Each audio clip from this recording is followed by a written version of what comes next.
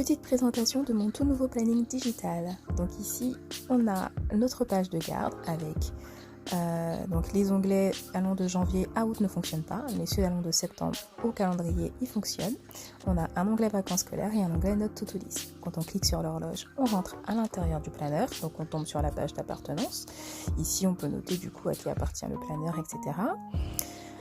Au-dessus, on a un onglet vacances scolaires, ensuite un onglet note to-do list. On a aussi un onglet pour chaque mois de l'année et un onglet pour le calendrier mensuel. Donc quand on clique sur septembre, par exemple, on tombe du coup sur une double page avec le mois de septembre et on va dire une partie journalière où on peut noter son affirmation positive du jour, sa reconnaissance pour la journée, donc la gratitude du jour, sa shopping list, sa liste de courses, etc., son menu de la journée, le petit-déj, le déjeuner, le dîner, son humeur de la journée, et aussi la quantité d'eau bu. J'ai aussi mis donc une petite partie notes avec quelques lignes en bas pour y mettre des commentaires, peu importe. Et on a la partie, on va dire, plus journée détaillée par horaire. Donc on a l'objectif du jour avec des horaires allant de 5h à 22h à 22h. J'allais dire à 22h du matin. Ensuite, chaque onglet du coup renvoie à cette même double page pour chaque mois en question. Donc octobre, novembre et enfin décembre. Donc ensuite, on a aussi donc nos double calendrier annuel, donc 2021 et 2022.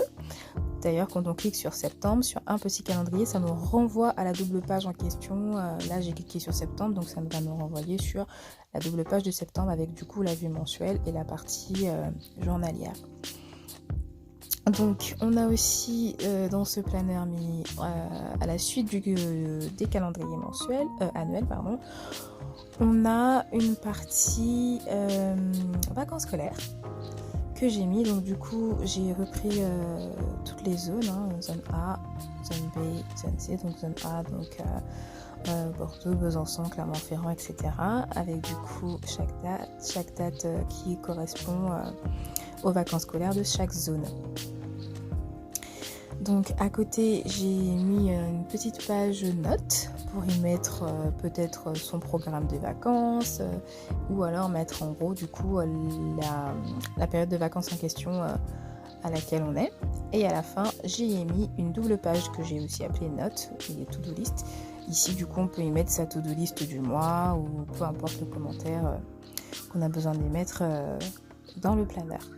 À la fin, j'ai mis du coup un petit agenda qui nous renvoie, quand on clique dessous, nous renvoie à cette page de garde et la croix nous permet de fermer le planner. Voilà.